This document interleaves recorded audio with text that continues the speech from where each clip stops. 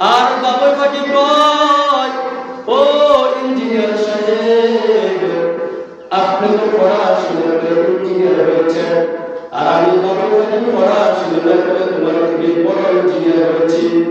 ওই বাবুই পাখি তাল গাছের আগায় বাসা করে, বাসার মধ্যে উচ্চারণ করে, একটার মধ্যে সে থাকে, আরেকটার মধ্যে তার দিনগুলো থাকে।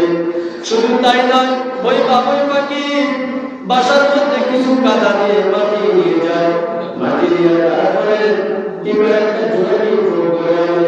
ওই জোনাকি ফুলটাই না বাসার সাথে তার মাথাটা লাগায় দেয়, পিছন দিয়ে পাখি জলে ঘরের মধ্যে রাখার ব্যবস্থা হয়ে গেছে। ওই বাবুই পাখি কয়, ইঞ্জিনিয়ার সাহেব, আপনি মনে করছেন আপনি বড় মেধাবী। না না, আপনি বড় মেধাবী নয়, আপনি তো পড়াশোনা করে ইঞ্জিনিয়ার সাহেব হয়েছেন, আর আমি বাবুই পাখি পড়াশোনা না করে আপনার থেকে বড় ইঞ্জিনিয়ার সাহেব। চিন্তা করছেন ওই বাবুই পাখির বাসাটা টাইমে শোনা যায় না, এত মজবুত করে বানানো। চিনেন তো বাবুই পাখি? আর আল্লাহ বলেন, মানুষ দৃষ্টি শক্তির দিক দিয়ে বড় দুর্বল। বলে কেমনে মানুষ দৃষ্টি শক্তির দিক দিয়ে বড় দুর্বল? দেখে রাতের অন্ধকারে আপনাকে যদি কেউ এসে বলে, ও ভাইজান, আপনি লাইট ছাড়া অন্ধকারের মধ্যে এইখান থেকে চাপরাশির হাট বাজারে যাবেন, আপনার আমার দ্বারা সম্ভব নয় রে বাবা, বলবো লাইটের ব্যবস্থা লাগবে, অন্ধকারের মধ্যে কিভাবে যাব? আর একটা শিয়াল দেখেন অন্ধকারের মধ্যে সব পৃথিবীতে শুরু করতেছে, লাইটের কোনো ব্যবস্থা নেই। এই জন্য আল্লাহ বলে, মানুষ দৃষ্টি শক্তির দিক দিয়ে বড় দুর্বল বানিয়েছে। তারপরে মানুষ ধৈর্যের দিক দিয়ে বড় দুর্বল। বড় ধৈর্যের দিক দিয়ে কেমন বড় দুর্বল?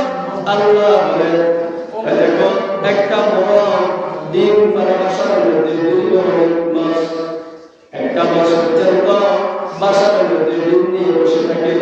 আর মানুষকে যদি বলি, ভাইজান তুমি এইখানে 3 ঘন্টা দাঁড়িয়ে থাকবা, এইখান থেকে কোনো লড়াচড়া করবে না, কিন্তু বাবা আপনার আমার দ্বারা সম্ভব হবে না, হয়তো এখান থেকে ওইখানে যাবো, নয়তো আমি দাঁড়িয়ে দাঁড়িয়ে মোবাইল কিনবো, নয়তো আমি কারোর সাথে কথা বলবো, কিন্তু একটা না মোড়ের মতন দাঁড়িয়ে থাকা সম্ভব হবে না।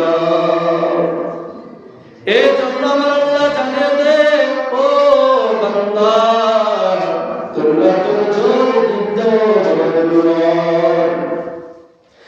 এইবার প্রশ্ন জাগে, আল্লাহ আমাদেরকে কেন দুর্বল বলে বানিয়েছেন?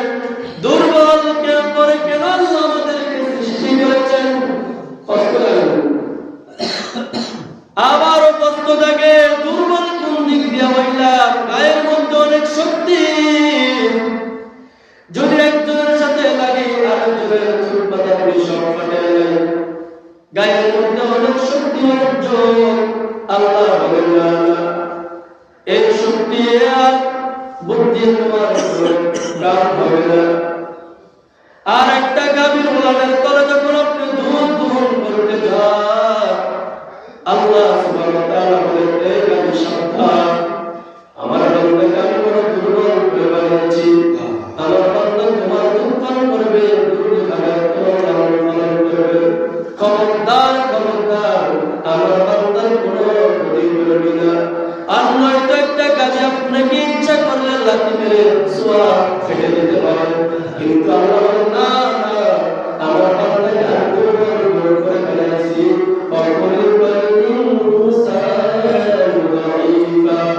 এই বান্দা বড় দুর্বল, আমার বান্দা বড় দুর্বল। এইবার আসেন, আল্লাহকে দুর্বল করে আমাদেরকে সৃষ্টি করেছেন, সবল করে সৃষ্টি করতে পারতেন, মজবুত করে সৃষ্টি করতে পারতেন। এলাকার 2 জন ছেলে, এক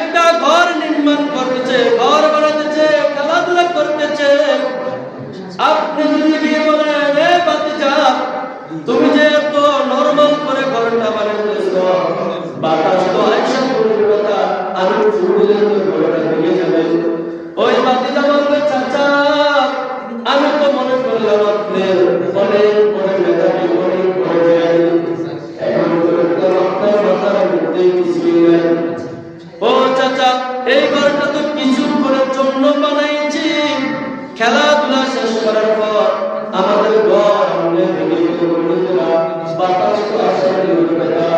আমার আল্লাহ বলেন আমি বান্দাকে কিছুদিনের জন্য দুনিয়াতে পাঠিয়েছি, তো চিন্তা করলাম এদেরকে মজবুত করে সৃষ্টি করে কোনো লাভ হবে না, এদেরকে আমি দুর্বল করে বানাই, এরা দুর্বল হবে না, কারণ এরা তো কিছুদিনের জন্য দুনিয়াতে যাবে, চিরদিন দুনিয়াতে থাকবে না।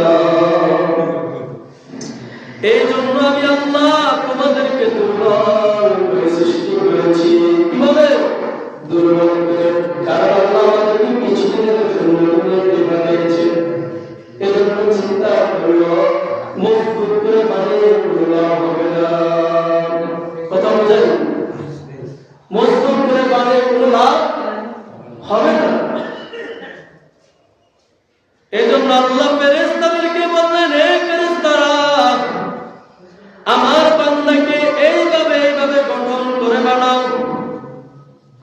একজন ইঞ্জিনিয়ার সাহেব যখন রাজমিস্ত্রিকে বলে, এই রাজমিস্ত্রি ঘরটা এইভাবে থেকে এইভাবে তৈরি করবো, ইঞ্জিনিয়ার সাহেব যেভাবে রাজমিস্ত্রি কাজ করেন, আল্লাহ ফেরেশতাদেরকে হুকুম দিলেন, এই ফেরেশতারা আমার বান্দাকে এইভাবে গঠন করে বানাও। যখন সব কিছু বান্দার বানানো শেষ, তখন ফেরেশতা বলে, আল্লাহ বান্দার শুধুমাত্র চেহারাটা বানানো বাকি আছে।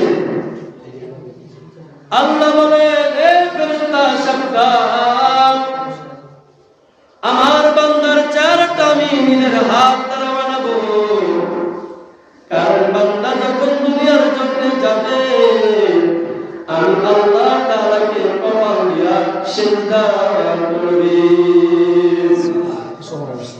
এই জন্য আল্লাহ বলেন, হে ফেরেশতা, আমার বান্দার চেহারাটা আমি আল্লাহ নিজের কুদরত দ্বারা নিজের হাতে বানাবো, তোমরা চেহারাটা বানাবে না। আল্লাহ বান্দাকে এত সুন্দর করে বানাইয়া তারপর মজবুত করে সৃষ্টি করে না। তো ভাইরাও, কোরআনের সাথে সম্পর্ক যার থাকবে তার দাম অটোমেটিক বেড়ে যাবে, অটোমেটিক বেড়ে যাবে। এইবার আমরা কোরআনের সাথে কিছু কথা বলবো। কিসের সাথে? কোরআনের সাথে। কোরআনকে যদি বলি, এই কোরআন 12 মাসের মধ্যে রমজান মাস একটা দামি মাস। এই 12টা মাসের মধ্যে রমজান মাস কিনা তো দামি মাস। রমজান মাস আসলে মানুষটাকে প্রাধান্য করে আর ইবাদত করে। তখন কোরআন বলবে, শাহরুর রমাদান আল্লাযী উনজিলা ফীহিল কুরআন।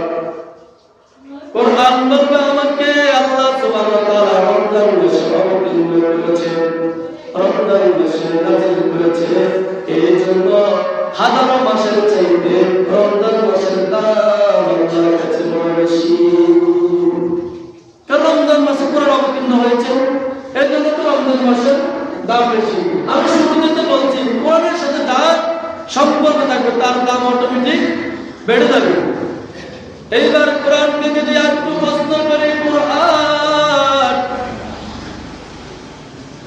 রমজান মাসের দাম অনেক বেশি তোমাকে নাযিল করা হয়েছে, বেশি। তবে রমজান মাসের মধ্যে একটা রাত আছে, লাইলাতুল কদরের রাত, জানেন? এই লাইলাতুল কদরের রাতটা যখন আসে, মানুষ ইবাদত করে। এই হাজারো রাতের চাইতেও লাইলাতুল কদরের রাতটা দামি। তখন কোরআন বলবে, ইন্না আনজালনাহু ফি লাইলাতিল কদর ওয়া মা আদরাকা মা লাইলাতুল কদর লাইলাতুল কদর খায়রুম মিন আলফি শাহর। কোরআন বলবে, এই লাইলাতুল কদরের রাতটা কেন এত দামি রাত? আমাকে লাইলাতুল কদরের রাতে প্রথম আসমানে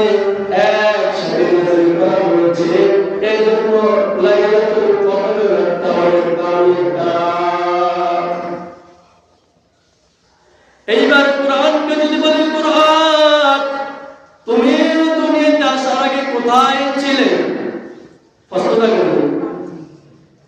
এই কোরআন তুমি দুনিয়াতে আসার আগে কোথায় ছিলেন? তখন তিরিশ্বরের মধ্যে সূরা মুলক কোরআন বলবেন ফিল আউমিন মাহফুজ। আমি দুনিয়াতে আসার আগে লাউহে মাহফুজে সংরক্ষিত ছিলাম। তারপরে কোরআনকে যদি বলে কোরআন তোমাকে কে পাঠিয়েছে, কার কে তোমাকে দুনিয়াতে পাঠালো? তুমি তেমনি আসো না, কে পাঠাইছে তোমাকে? কষ্ট লাগেনি? তখন কোরআন বলবে তানজিলুম মির রাব্বিল আলামিন, আমাকে আল্লাহ তাআলা পাঠিয়েছেন। এইবার কষ্ট লাগে আল্লাহকে তো আমরা চিনি না, আল্লাহকে তো আমরা চিনি না, আল্লাহর পরিচয় দাও। কোরআনকে যখন আপনি এমন প্রশ্ন করলেন আল্লাহকে তো আমরা চিনি না, আল্লাহর পরিচয় দাও, তখন কোরআন বলবে আলহামদুলিল্লাহি রাব্বিল আলামিন, সকল প্রশংসা আল্লাহ তাআলার জন্য, আর রহমানির রহিম, যিনি সুন্দর